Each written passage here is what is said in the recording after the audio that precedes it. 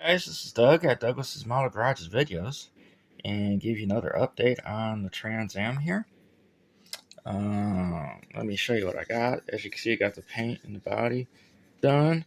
I just got to do some decals, but before we get into the decals, I want to show you this awesome interior. Did the gold inset with the silver trim around it. Got the CB and the radar detector in there. Got the armrest and the ashtrays and everything detailed. I'm just going to probably put a dull coat over this. But otherwise than that, that looks good.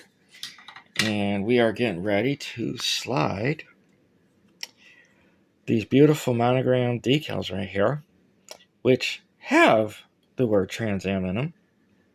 So I'll bring you right back as soon as I get these slid onto the car. And thanks for watching, guys.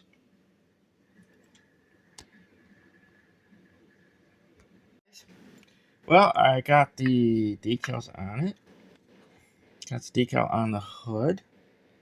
Couldn't quite get that one corner just right, but came out it came out okay for me. Got the side markers and the bird there,